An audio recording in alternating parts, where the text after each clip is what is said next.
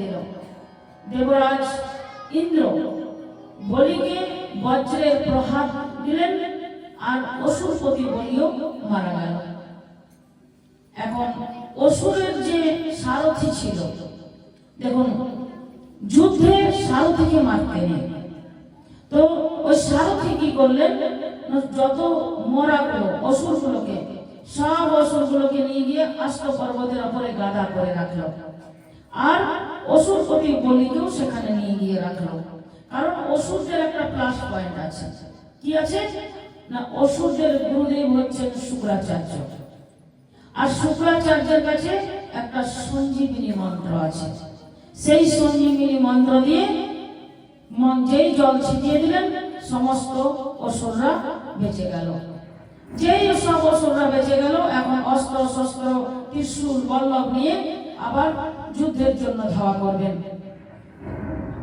তখন বিচক্ষণ বলি বলছেন যে, হে অসুরগণ, তোমরা একটু ধৈর্য ধরো, এখন সময়টা আমাদের অনুকূলে নয়, এখন সময়টা হচ্ছে দেবতাদের অনুকূলে।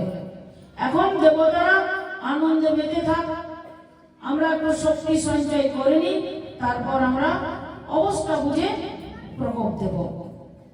বলির কথা শুনল, সব অস্ত্র শস্ত্র রেখে সব স্থির হয়ে বসলেন।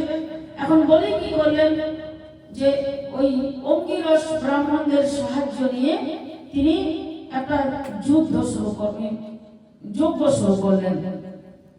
সেই যজ্ঞ থেকে অনেক কিছু মানে উঠল, যেমন একটা বিশ্বজিৎ নামক রথ, যে রথে বিশ্বকে জয় করে, আর একটা অমরণ পুষ্পমালা, একটা ফুলের মালা যেটা কখনো বাসি হয় না, সবসময় টাটকা থাকবে, আর একটা দিব্য শঙ্খ, সেই শঙ্খটি পেয়ে বলি স্বর্গে আক্রমণ করলেন।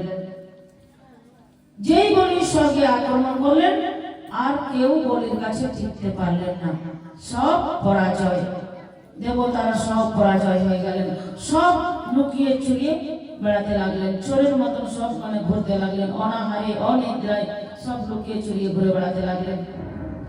বলি স্বর্গ জয় করলেন, স্বর্গ যখন জয় হয়ে গেল, তখন মর্ত জয় হতে তো কোনো ব্যাপারই না, সব মনুষ্যগণ পরাজিত। এখন বলি কি করলেন, সে বলি অসুর হলো কিন্তু ধর্ম বিরোধী নন, অসুর কি করলেন, রাজত্ব করতে লাগলেন, তিনি রাজত্ব স্বীকার করলেন, আর এদিকে দেবতারা অনাথের মতো ঘুরিয়ে